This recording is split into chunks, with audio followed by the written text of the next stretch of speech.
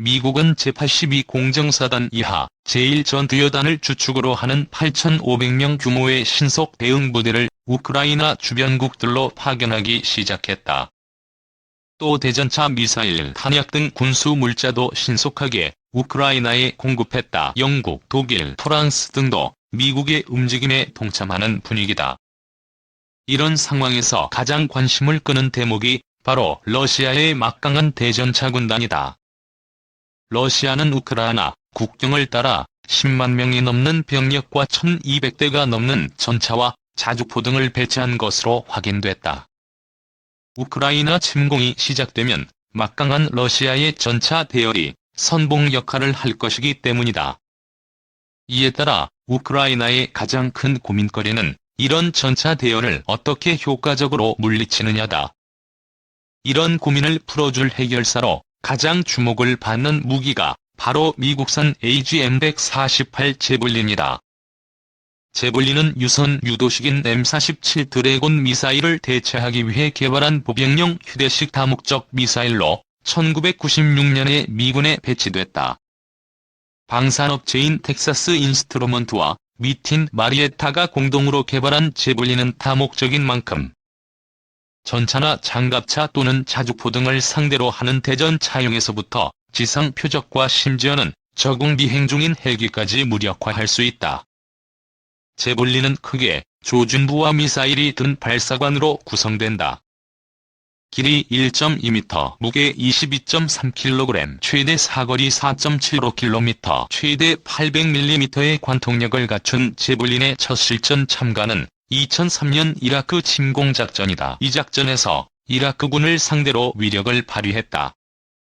제블린의 명성을 높인 것은 아프가니스탄전이다. 미국군과 해병대는 동굴, 콘크리트, 건물 등에 은신한 채 러시아제 DSHK 중기관총 등으로 대항하는 반군과의 전투에서 애를 먹었다. 이에 해결사로 동원한 것이 긴 사거리와 충분한 파괴력 그리고 정확도를 갖춘 제블린이었기 때문이다. 특히 대전차용, 고폭약의 선행탄두와 주탄두로 이루어진 텐덤 방식의 탄두는 두꺼운 방벽을 어렵지 않게 파괴했다. 제블린은 적외선 유도로 발사 후 망각 방식으로 자율적으로 표적을 추적해 무력화할 수 있다. 사람이 직접 조종하지 않아도 자동 유도 장치를 통해 표적을 찾아서 파괴할 수 있다는 얘기다.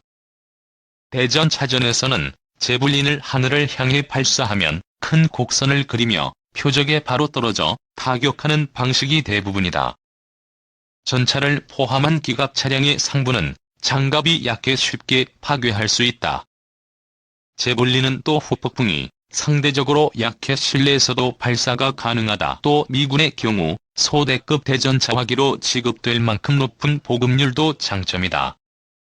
그러나 이런 제블린도 단점이 있다. 우선 가격이 너무 비싸다. 미사일 한 발 가격이 1억 원이 넘는다. 두 번째는 무게다. 발사기와 무게를 합쳐 22.3kg이나 되는 데다 오랫동안 사용할 수 있도록 예비 배터리까지 갖추면 휴대하기가 만만찮다. 여기에다 장전이 복잡하고 30초 이상 걸리는 조준 시간도 단점이다. 이와 함께 가성비도 문제로 지적됐다. 성능은 뛰어나지만 워낙 고가라서 영양가 없는 표적을 파괴하는 데 사용하기엔 부적절하기 때문이다. 미국은 내전 양상을 보이던 우크라이나에 2018년부터 제블린을 판매해왔다. 이번 사태 직전까지 우크라이나가 미국으로부터 들여온 제블린은 미사일 370발과 47개 CLU를 판매했다. 그러다 이번 사태로 미국은 우크라이나에 다시 2억 달러 규모의 군사 지원을 발표했다.